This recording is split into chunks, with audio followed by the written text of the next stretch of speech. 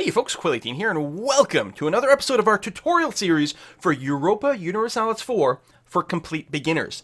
In this episode, we're going to be looking at national ideas, idea groups, ideas, exploration, and colonization. Seems like a lot of topics, but they're all really tightly tied to one another, so it shouldn't be too bad. This is currently my final planned episode of this tutorial series.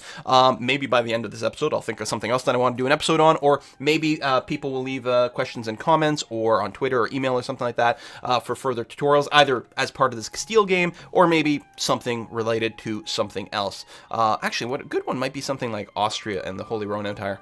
Let's come back to that. Anyway, so in this episode, we are looking at colonization. A bunch of time has passed. I had to avoid a lot of really juicy wars. Oh my god, there was some good opportunities out there, but I just wanted to fast forward to the point where I had enough administrative power and diplomatic power for us to start doing some colonial stuff. And that's the situation that we are in now.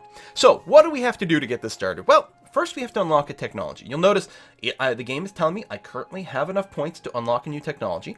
Let me go and click on this. And actually, I have enough points to open up both administrative and diplomatic technologies. I am not going to do diplomatic right now because I need these diplomatic points for something, as we'll see in a moment. But I am going to get the next level of administrative technology. So, the fifth admin technology, fifth level of admin tech, is called National Ideas. It gives us a 5% bonus to production, which is good. That means we will get more money from our production. Very good. We already have 5%. We're going to get another 5%. Awesome. It also is going to unlock an idea group. It's going to set our number of available idea groups to be 1. What are these idea groups? Well, it's this light bulb area over here. If we click on it, we can see these 8 sections down here. These are idea groups, and it tells you when they unlock. These are all administrative technology levels, so they unlock at level 5, 7, 10, etc., etc., etc. This one is blue, in that way I can click on this, and it gives me the ability to look at the possible idea groups. But I can't pick any of these right now, but it still lets me look at them. We're going to come back to this in just a moment. So, in the technology screen, I'm going to click on National Ideas here. We're going to bring our national ideas, or our administrative technology, up to level 5. It's going to cost a certain amount of admin power. That's fine. Going to do that. Our administrative technology advanced. Excellent. And you'll notice I got a new flag up here telling me I can choose a new idea group. And again, I'm not going to grab the diplomatic technology right now because I know I need to save these points, and we'll see why in a moment. So if I click on this light bulb flag, it just brings me to this light bulb tab over here. You'll notice this window is divided into 2 sections. There are the idea group section at the bottom. There's also this section near the top. These are your national ideas. Because we are Castile, we have Spanish ideas, and this brings us certain benefits. In fact, right from the beginning of the game, we start with an extra missionary. It is nice to have multiple missionaries. I'm not convinced that we need one right at the start of the game, but okay. Most countries start with 1 missionary. We happen to start with 2. That's fine. We also start with a 15% boost to our morale of armies, which is huge. That is a massive, massive difference to our morale. Again, this affects your sort of base morale, so you go into battle with more morale hit points, but you also do more morale damage. It's one of the reasons Castile is so good at war. It's worth noting you will keep these ideas even if you change from being Castile to Spain. The national ideas of Spain are still Spanish ideas, which are good. Different countries, sometimes when they switch from one country flag to another, they'll actually get a new set of ideas, which is kind of interesting, which gives you reasons why you might really want to change countries, or why you might not want to change what your country flag is, because maybe you prefer one set of ideas over the other. But there we go. So being Spanish, we have these 2 traits to start off with, and then there's a bunch of things that can become unlocked. We're going to see how these things become unlocked in just a moment. But you'll see here, our idea group, the first one, is now just says free slots, and it's actually blinking in gold to prompt us that, hey, you probably want to do something about that. So we're going to click on this, and now you can see that all these idea groups are now in blue, in that they're enabled, and we can pick one. So idea groups are divided in 3 broad categories: administrative, diplomatic, and military, which you should be familiar with that division at this point. To level up an idea group, so an idea group is comprised of multiple individual ideas. So for example, if we're looking at quality ideas, if we were just to take this idea group, immediately nothing would happen. Nothing would happen at all. But once we've taken quality ideas as our idea group, we can then invest points. It takes 400, for this would be military points, 400 military power, to unlock the first individual idea of quality ideas, which would be the private to martial idea, which improves our infantry combat ability by 10%. So if I were to pick this quality idea group and then spend 400 military power to unlock private to marshal, my infantry would fight 10% better. Which is actually a lot. That is a stupendously good idea. And here's the thing. There are no bad ideas. Unlike your latest brainstorming session at work, there are no such thing as bad ideas in this game. But there are ideas that are stronger for your particular situation and your particular goals. For example, like basically everything in military makes your stuff fight better to a certain extent. But if you're a landlocked power, taking naval ideas would be pretty bad, for example, right? So there's that. And so each idea has pros and cons, and this is not meant to be an all-inclusive guide or a detailed reference. I'm not going to go through all of these, but they're all good for different stuff. For us, we want to do exploration, we want to do colonization. And to do colonization, we need colonists. And there are two, and only two, idea groups that give us colonists. And generally speaking, this is the only way to get colonists. One is exploration ideas, and the very first thing you get out of this is +1 colonist. You can actually get another colonist later on. You have to go through these ideas from left to right, by the way. So you start with the leftmost one and then work that way. So under exploration ideas, you get 2 colonists eventually, but you get 1 right away, which is good. You can also, under expansion ideas also gives you a colonist, and it's the first idea in expansion, so you can get another colonist there. You only get 1, though. The second thing here, this is an extra merchant, which is good. Merchants are good, especially once we expand. For us, we're going to take exploration ideas because, first of all, it does give you 2 colonists, which is going to be good for us so we can expand faster. It also has this bonus right over here, the overseas exploration, which gives us a 50% bonus to our colonial range. Later in the game, as we improve our diplomatic technology, our colonial range will improve over time. Every country, by the end of the game, will be able to colonize things that are very, very far away from their territory. But right now, we actually have very limited colonial range. We can't colonize very far away. So the extra plus 50% is critical for being able to, say, reach across the Atlantic from our Canaries Islands, which we own as Castile, over into South America over here, or even to just make the jump across some of this wasteland into Africa, because we can't, the gray area here is complete wasteland, we can't do anything with it. But there are some provinces down here that we can colonize, but that distance might be too large for us to do without a little bit of help. So we're going to look at that. So anything that can improve our colonial range is really helpful. So first of all, exploration ideas gives us 2 colonists, which is good. Gives us extra range, which is good. Also, it does things to improve the speed at which we colonize, which is always very nice. But it also does something else that's very, very important. The second idea in the exploration ideas group is Quest for the New World, which allows us to recruit explorers. And explorers are what we need to push back this terra incognita. We can't colonize anywhere if we can't see it. So we need to go and push back this fog so that we can see territory, so we can explore, so that we can colonize it. So that's why, if you're playing a very early colonizer, you really need exploration ideas because A, you probably need explorers, and B, you need that plus 50% range. If you are thinking about colonizing later, then you might be able to get away without it. You're going to have to wait until these maps that Portugal and Castile have made spread to the rest of Europe, which will happen over time. So anyway, enough of that. Let's go. Free slot. We're going to click on exploration ideas. And are we going to use this group? Yes, we are going to use exploration. Cool. So we have unlocked these exploration ideas. So we have this group over here, and it's fine. Right now, it's not giving us anything at all. It does not, by picking this group, we have no benefits whatsoever.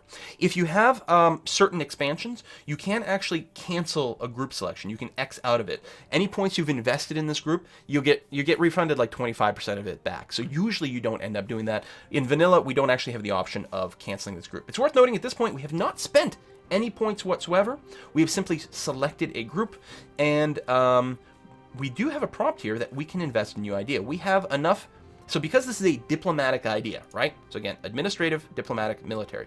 Because this is a diplomatic idea, we spend diplomatic power to unlock the specific ideas. It costs 400 points per idea, and we have 800 points. So clearly we have enough to unlock the first one, and that's what this prompt is for. So we're going to go and click on Colonial Ventures, which will give us a colonist. Boom. So now we have colonists. We have +1 colonist, and if we look at the top, hey, we have 1 colonist in our bank, and he's currently available. He's not doing anything. We actually still have enough points for another idea, and that's the Quest for the New World, which unlocks the ability to do explorers. So we're going to do that because we definitely need that. Okay, cool. So now what? Well, now could we colonize right this second? Well, I know the answer is no, but let's try to figure out if that is the case. How can we figure that out? Well, there is a map mode, a colonial map mode. Now, you won't have that on your toolbar by default, so we have to go to... Which one is it? Okay, it's not there. Is it political? That wouldn't make sense. Economic? Aha! Okay, so under the economic map modes button over here, there's the colonial map mode. And if we click on that, what it will do is anything in gray, someone already lives there. So clearly you can't colonize. Anything in red is technically somewhere that can be colonized. It is currently barren land. It's not a wasteland, so this is wasteland where no one can ever live. This is not a wasteland, but there's no one that lives there. There are natives that will exist there, but there's no organized nation in these provinces. But being in red means we can't reach them. If we mouse over, it'll let us know this province is too far away. Our colonial range is 160, and this counts as being 2,000 distance away. And that's what, I mean, it's not coastal or anything like that. We have no ability to reach this province, and technically this is in terra incognita, but we've gotten a bit of a hint that this is technically somewhere that could be colonized, A, if we could see it, and B, if it was in range, which is not. Over here, so again, you can see this bit of a red glow here. And actually, is all the terra incognita in that color? No, because this isn't. This is clearly gray, so people live there. But I know this province here, I know that it's called Arguin.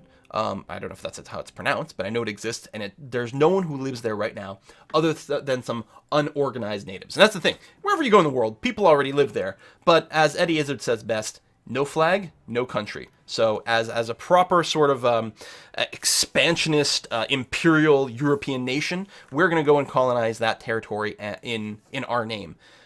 But A, it's in red, which implies we might not be able to reach it. I don't think that's quite accurate because we should be able to reach it from the Canaries. We just can't see it yet. So we need to be able to see this territory before we can send a colonist there. If we could colonize a province, it would be in green. A green province means there's no one there right now, and it's in range. But there's nothing green. So we can't do anything until we start exploring. So let's go and do that. I switch back to political map mode. How do we explore? Well, we need, just like the, what's the classic Christopher Columbus thing, right? The Nina, the Pinta, and the Santa Maria, or something like that. We need 3 ships. And we need to put an explorer on there, and we have to send them away somewhere. So let's, actually, is that true? I think I'm lying to you. Oh, I am lying to you. I'm thinking of things how they work in the expansion. We don't need that. It's actually quite a bit simpler for us to do that here. I'm going to take this fleet. I'm going to temporarily tell it to no longer be exploring. That way, I'm going to split off just a single bark. I'm going to take a single bark. I'm going to park it anywhere. I'm going to park it in Almeria. Then I'm going to take the rest of my fleet and tell them to go back to work protecting trade in Seville. Please do that. And I'm just going to advance time for a sec. And this bark is now parked. To assign a leader to a ship, your ship must be docked in a friendly port. So we're going to assign a leader to this fleet of 1 light ship.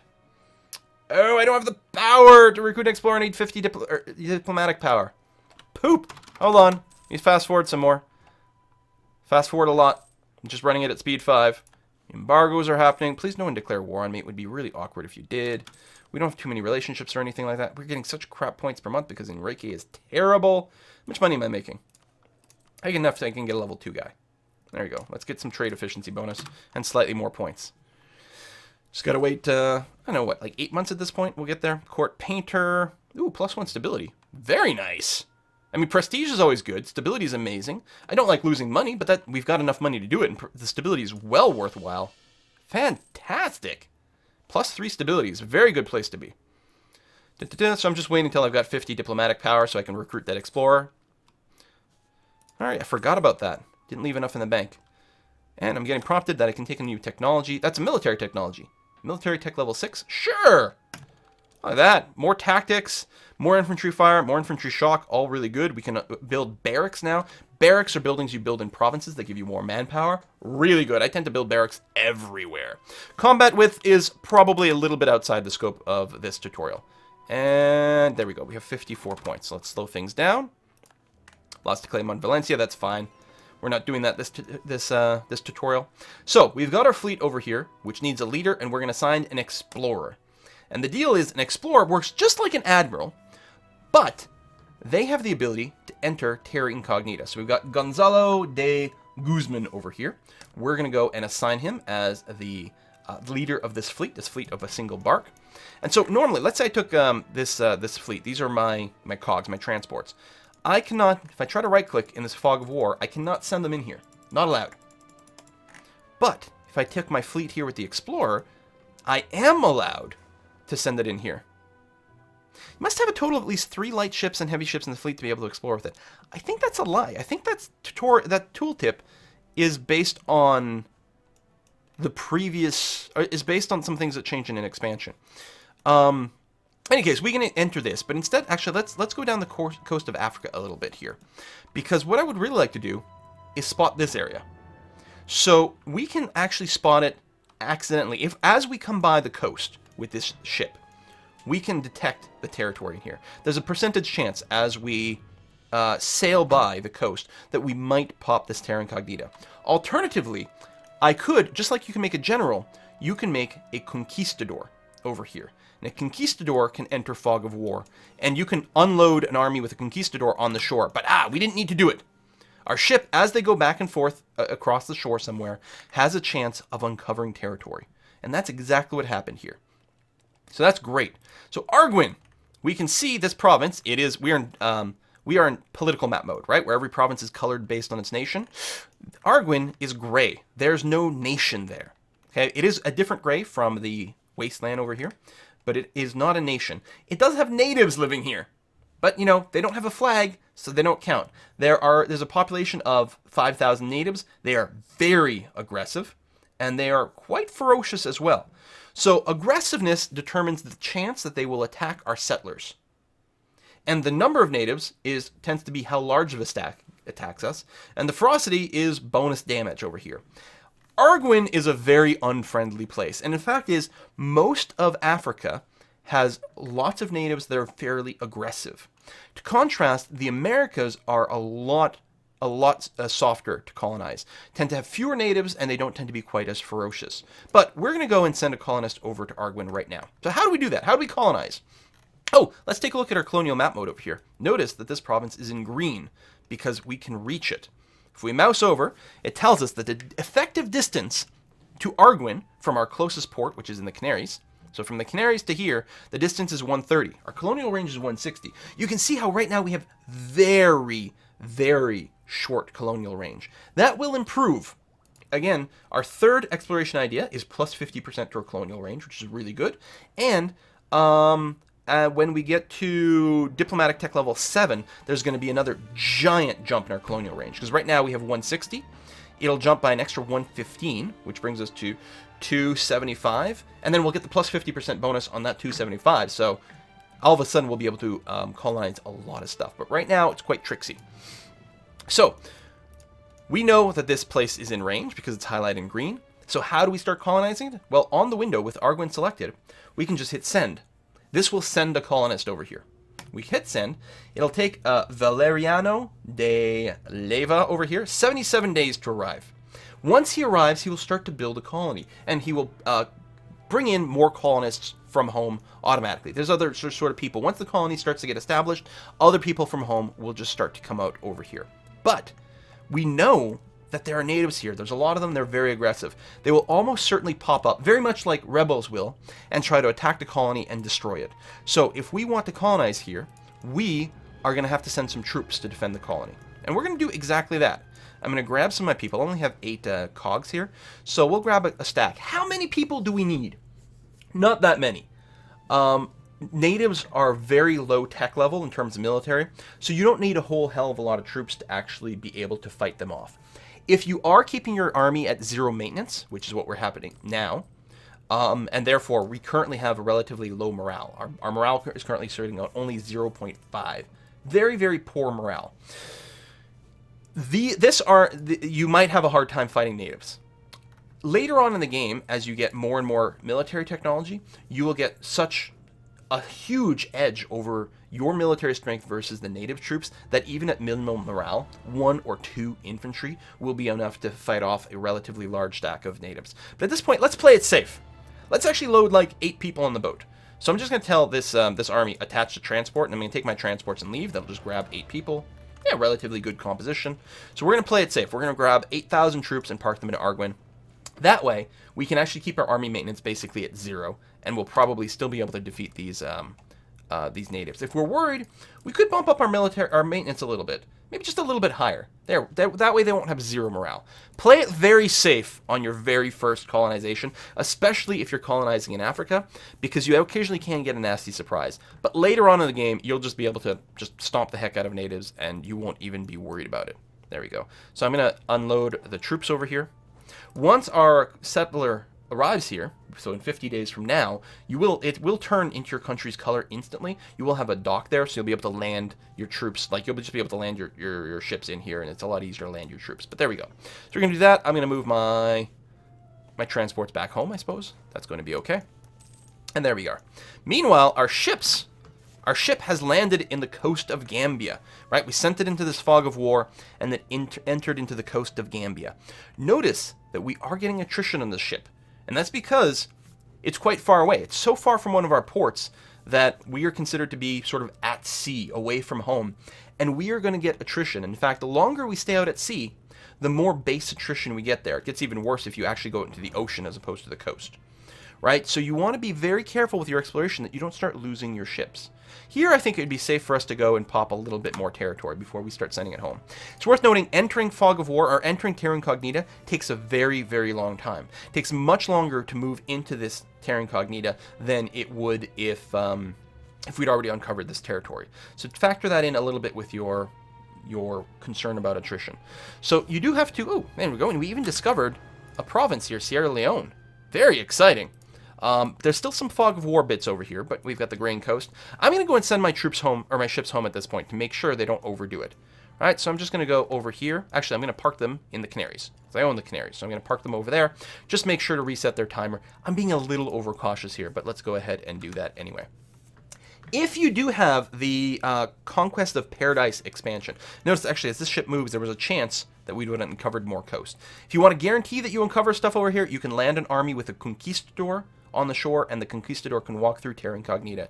That's probably what we'll end up doing when we go to South America. We'll probably just drop a conquistador over there to roam around and uncover as much stuff as possible, while focusing on our ships to uncover the sea. But with the Conquest of Paradise expansion, it changes the mechanics a bit. Instead, what you need for that, you still need an explorer, but you need at least 3 ships. They have to be light or heavy. Light is preferable because they just move faster. So normally you would take 3 light ships, and then have an explorer, and then you'd have a button here to send them on a mission. And the missions would be something like, explore the South African coast. And what would happen is you'd hit that button, you'd pick explore the South African coast, and they would just go on their own down here, and they would explore around, and when they were done exploring that section of the ocean, they would come back and dock, and you would actually get a pop-up notifying you that that had completed. And it means you don't have to micromanage your ships. You don't have to worry that, like, oh, I sent it out over here, and then a war started, and I got distracted, and I forgot, and the fleet's been sitting here, and it got attrition and killed, right? So it removes that problem. Okay, so we're going to let that fleet go and explore some more around the coast. Very soon, we are going to send it across over here to start checking out the Americas, but we're going to leave that be for now. Notice that Arguin is now Castile yellow, and we have a little guy over here chopping some wood, making a colony. Let's click on Arguin and get some information. So Arguin currently has a population of 10 settlers. When your actual colonist arrives and creates a colony, which is what this is. Notice that this provincial screen is quite different from this provincial screen. Right? This is a province that you own, a province with a city in it, whereas this is a colony that doesn't have a city yet. Okay, so it's going to go and get set up over here. So it's got a very, very different screen. Particularly, the important part is this section right over here. This section shows you how many settlers are already here. 10 settlers came with our colonist. We need 1,000 to create a city. Well, we're obviously very, very far from that. How quickly are we going to get to here? Well, we're going to get 10 more settlers every year. That is a terrible rate. An absolutely miserable rate. It's going to take us ages. It's going to take us, what, 99 years to finish, right? Don't math in public, but I'm pretty sure that's right. Don't worry, it's not actually going to take us 99 years to finish. But we can see the modifiers here. Normally, we'd be getting 25 settlers per year, which is still pretty slow, but it's better than 10. Normally, we get 25 from just our current technology level, but we're getting minus 10 because this is arid terrain. We can see that. It's arid here. In fact, if we click on a province like Sierra Leone, I can see This one's not arid, it's actually tropical, which is theoretically even harder than arid, although in this it wouldn't make much of a difference. But we can see the modifiers of the territory before we try to colonize there. So that is a penalty to our settler rate, which is rough. Also, because we don't control any adjacent territory, there's an extra -5. Ideally, what you do is you set up one colony somewhere, like when we get to the New World, we'll set up one colony. Then once that colony is done, often what you'll prioritize doing is colonizing territory next to that first one, because that will eliminate that -5 penalty. Now, in addition to that, there's also the 16% chance. Every month, there is a 16% chance that we will get more settlers. We'll get slightly more than expected. And this can be modified by a variety of different factors over here. But right now, we just have to be incredibly patient.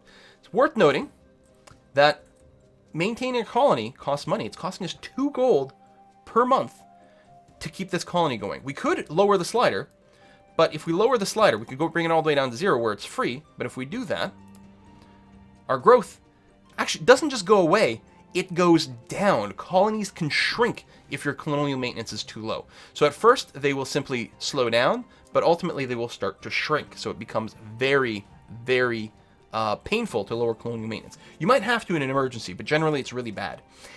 Normally, each colonist you have working a colony, so each colony you have normally would cost you the 2 gold. But it is possible to have more colonies than you have colonists, right? Here's what you can do. If I want to, I can recall this colonist. I can tell Valeriano to come home. If I tell him to do that, our colony will still exist here in Arguin, and the growth, I'm pretty sure, will be the same. I don't think there's a penalty in growth for not having a colonist there. I might be lying, but I don't think I am.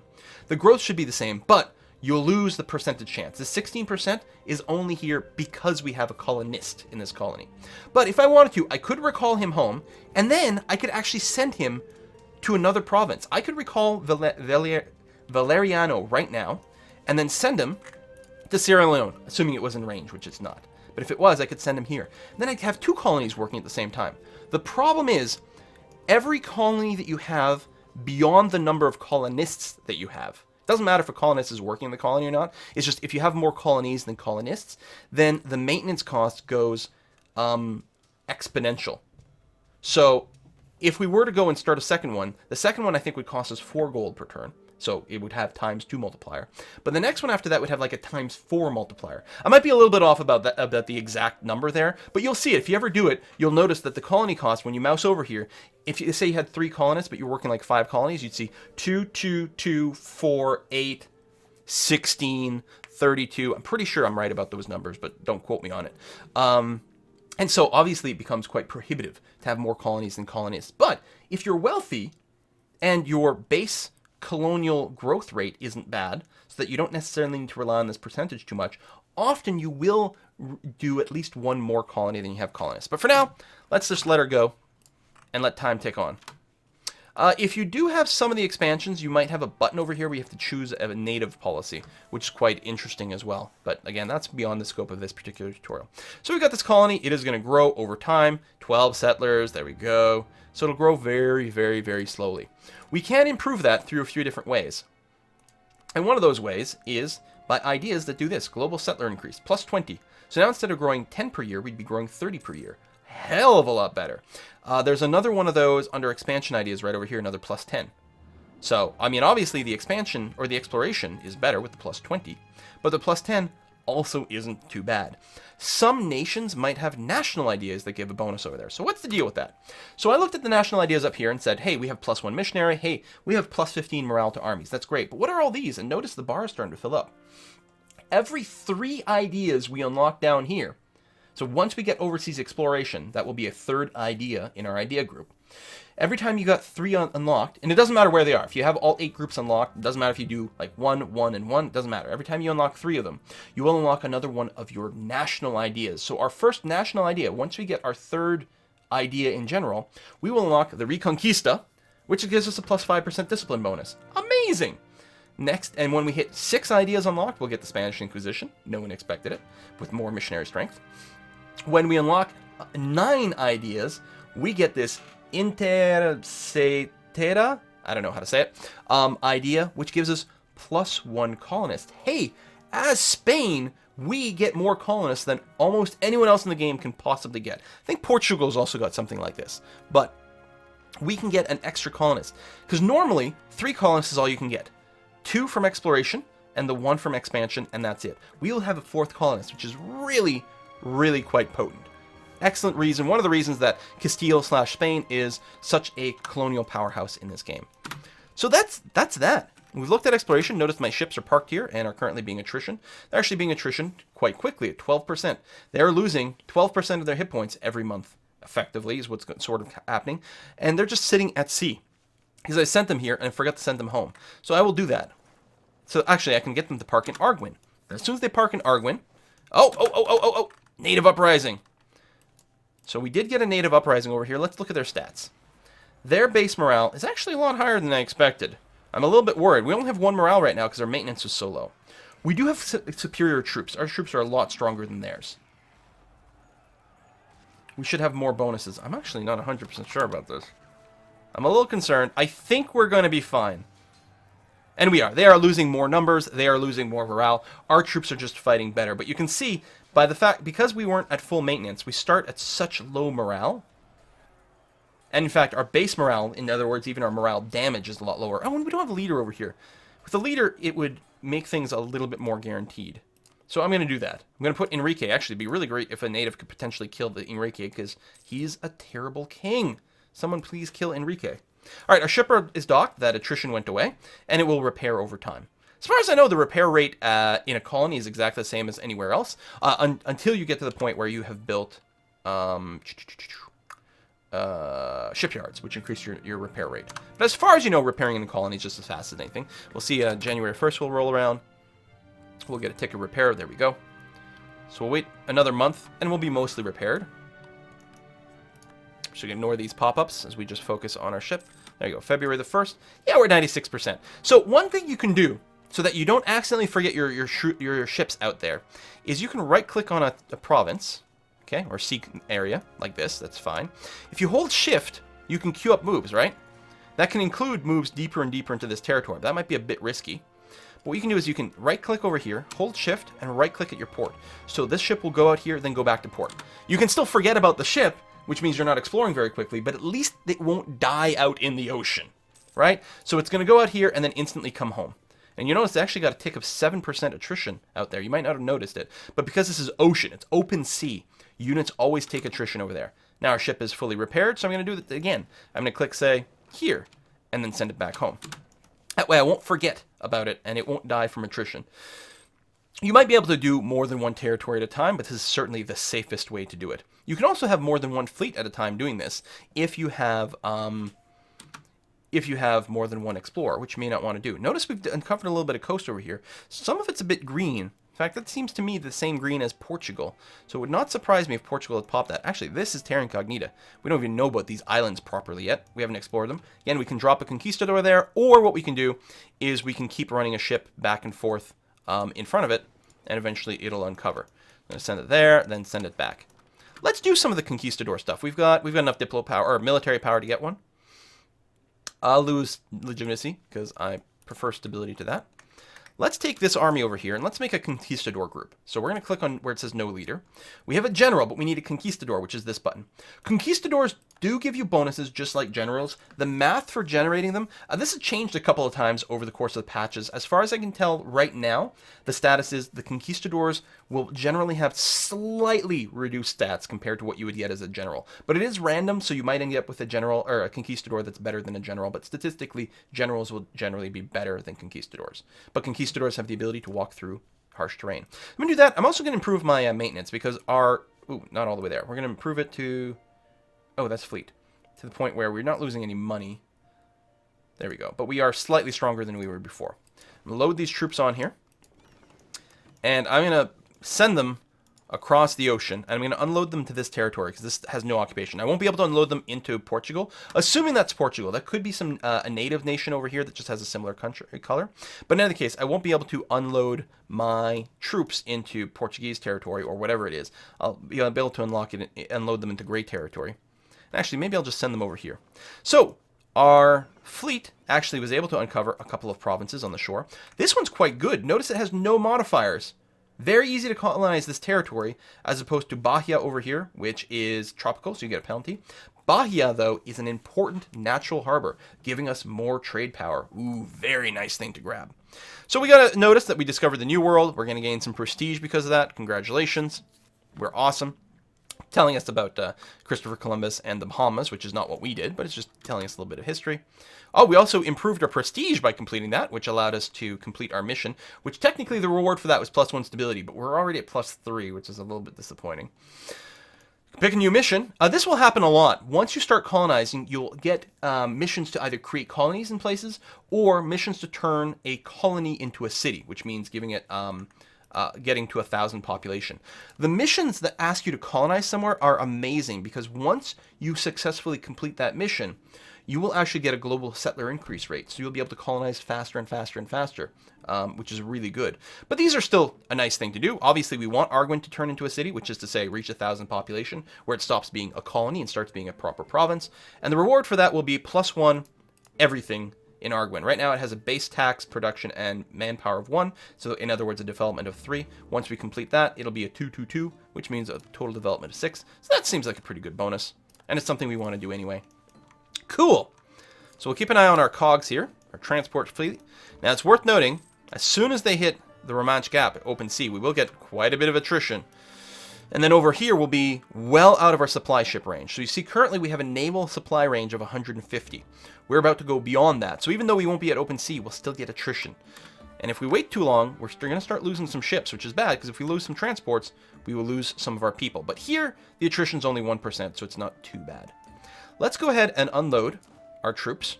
I'll unload them onto one of the provinces we know about because I think that'll be faster than unloading them on the Fog of War. But again, don't quote me on that. So we're going to unload them, then we're going to send the transports home. There we go. Send the transport home. I'll send them to Arguin, actually. That'll be good. And our little expedition bark, we're going to send you... we're going to try to uncover maybe some of the Caribbean. So let me see if we can find a short route there. Let's do something like that. And you can probably do one more province, and then we'll send you back home. And hopefully that won't sink you. So you, over here, with my Conquistador, you can enter Fog of War territory. So we're going to do exactly that. And then what you're going to do is you're mostly going to keep an eye out on your outliner and see when these people finish their moves. Well, they have the green arrow, they're moving. And if they don't have a green arrow, they're not moving anymore. Ooh, Arguin, we've assimilated some natives. We gain 100 population for free. That's a really good event. And we can actually see our colony progress over here. We're at almost 200 people in Arguin. That's actually not going too badly. Okay. Much happier than that than I would like. Or than I expected. So we're going to keep exploring. Actually, what I should do is try to move into this territory. It won't let me finish the move into this territory because I know that there's a country there. But it will let me bump up against it and it will uncover what it is. So I'm just holding shift here to queue up some moves. We're going to do that. So it'll pop through a few more territory. Notice we're not currently getting attrition. But there's very likely that we're going to be fighting natives as we do this. We got a new decision. Quest for the New World. We can... Oh! We can either get a free Conquistador and 50 military power, or a free Explorer, and... So either way we get military power. So do we want another Explorer, or do we want another Conquistador? It's kind of a moot point since we actually went and invested in each one. So I'm feeling a little bit silly, but... let's take another Explorer, because we could actually set a second fleet going. So let's grab... Where's my trade fleet? Right over here. Stop protecting trade for a second. I'm going to grab a second bark and park you there. And then I'm going to tell you go back to protecting Seville. And this bark, I'm going to give you the other Explorer, Sancho, with great stats. And I'm going to send you to keep exploring around Africa. Come all the way down there, and then I'm going to send you back. Only one territory uncovered, but this is a long way to go out of supply range. So this entire time it's going to get attrition. And we know it takes a long time to pop that, so that's a lot of time we're going to be sitting potentially being attrition. So that might be a little hard for that ship to pull that off, but we'll see what we can do. Okay, let's let this keep exploring. Colonial company goes bankrupt. One of the colonial ventures has run into serious financial trouble. If no action is taken, the colonists would suffer. This is a random event. It's not, because of anything we're doing right or wrong. Just because we're colonizing, this is something that can fire. So we can take option number 1, which will cause the population of the settlers in Arguin to change by 50%. So we'll lose half our people in Arguin. Go from 200 to 100. That would be really bad. Option 2 requires us to pay money. Luckily, we have just enough in the bank that it's not going to require us to take out a loan. Even if it did require us to take out a loan, we might be tempted to do this anyway. because losing population sucks. Though, do check, because if our colony's just started and it's only got like 50 people there, yeah, it's fine. You know, we'll lose half the people. Who cares? But here, we've got a bit of an investment. It may or may not, you know, later on in the game, you'd probably be fine going from 200 to 100. But right now, we grow so slowly, I think that would hurt too much. And we really need to start getting a foothold in our exploration. So I'm gonna spend the money. It hurts, but I'm gonna do it. It is very worth noting, as your groups move around in non-colonized territory, you'll often get these sorts of events. Notice we're only fighting 1,000 people over here, because the native population in this province is only 1,000. The Americas, a lot squishier. Look, the native population's a lot lower, the aggressiveness and the ferocity all much, much lower.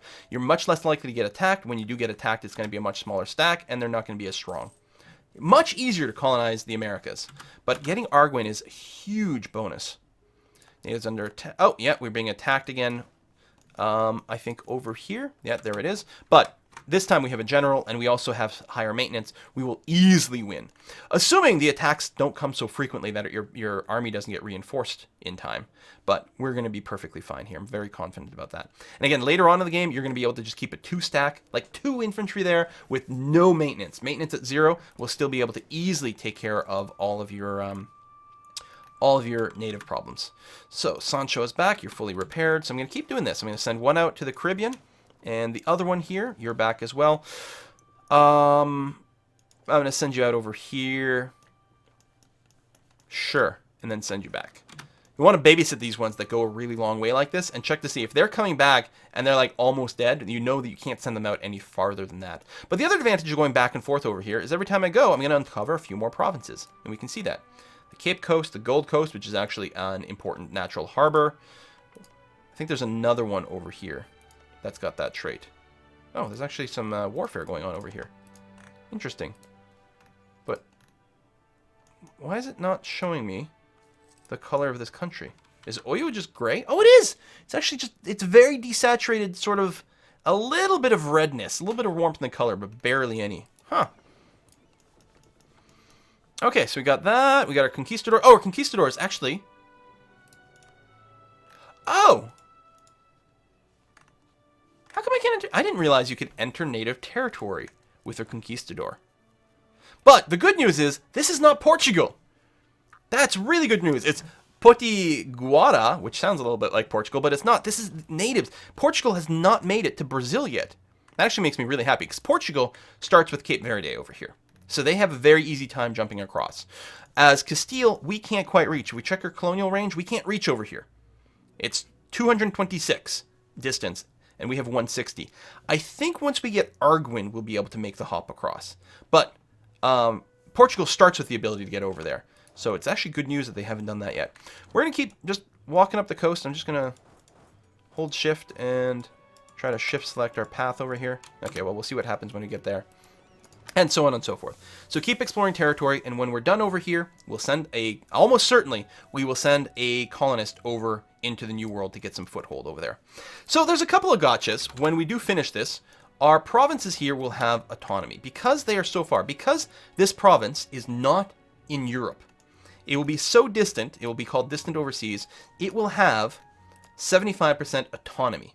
Autonomy means that you get less stuff. So if a province has 75% autonomy, we will get 75% less tax, less manpower.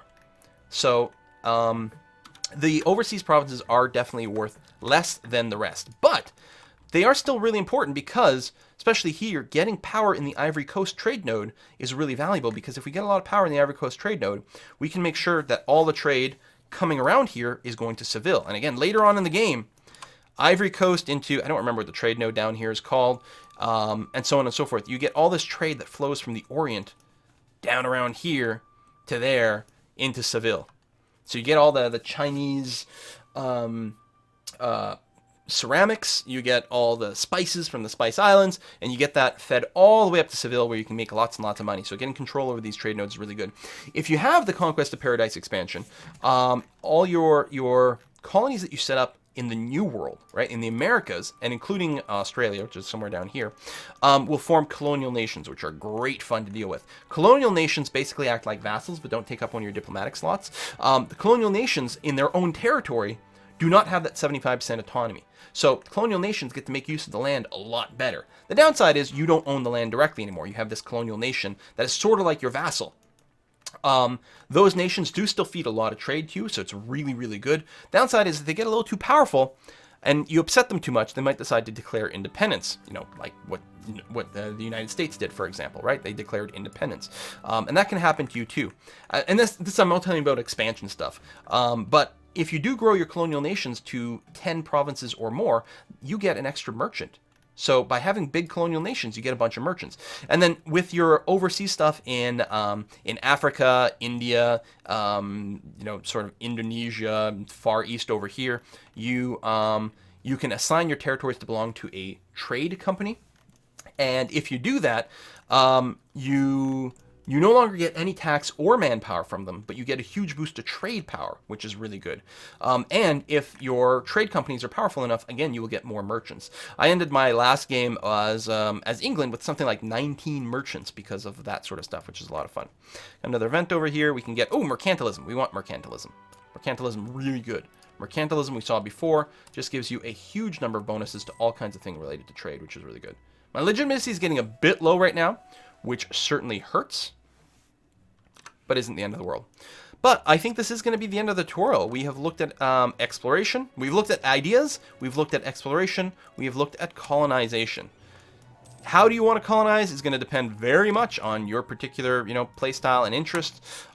There's, no right answer into what you start. I mean, mostly you start with what you reach. But after we finish Arguin, are we going to make the hop into more bits of Africa over here to gain more control over the Ivory Coast trade node? Or are we going to make a hop into the New World, which has its own trade? Especially, notice that all the trade from Brazil, where does it flow? It flows out towards the Ivory Coast. So if you want to take advantage of the trade coming out from Brazil, and in fact, a lot of South America goes into the Brazil trade node as well, that goes to the Ivory Coast, which means we'll want control over the Ivory Coast to send it somewhere. Alternatively, the Caribbean actually flows trade out to Seville. It also flows trade out to the English Channel. So if you want the trade from the Caribbean, which is very wealthy, to go to you as opposed to the English or the Dutch or something, you are going to have to get control over the Caribbean as quickly as possible. Now, you can't reach the Caribbean to start off with. Oh, there we go. Our ships are starting to explore some more. You can't reach the Caribbean right now. It's too far. But you can work your way up the coast. It's worth noting that Portugal has a much easier time reaching the Caribbean because they start off with the Azores over here. So they can reach I think there's, I can't remember. Is there an island right here? Something like that. Like, Portugal will not start with this island chain. They'll start with another island that's slightly easier to reach because of things. I think there might be something in here that Portugal can reach. So there's going to be a lot of competition between you and Portugal. Even if you stay friendly and you don't go to war with them, you're going to be competing in a variety of other ways. But they haven't expanded yet. Is this Portugal? This is Portugal. Look at that. They've just gone ahead and set up a colony in Sierra Leone. Native Uprising. Oh, and they actually just lost their colony. They had one, but they lost it, probably to natives. They probably didn't have any troops down there like we do. See? Already, we're better than the AI. All right, I'm going to wrap this up, folks. I hope you found this tutorial series helpful. If you do have any more questions, don't hesitate to leave them in the comments down below. You'll probably get other people giving you some advice. And another faster way to get a hold of me is often if you just tweet at me or email me or something like that. That can also work very well. On Twitter, of course, I'm just twitter.com/Quill18, or you can email me, quill18@quill18.com. I do get a lot of messages. I can't answer them all, but I will do my best, I promise. Thanks for watching, folks. See you next time.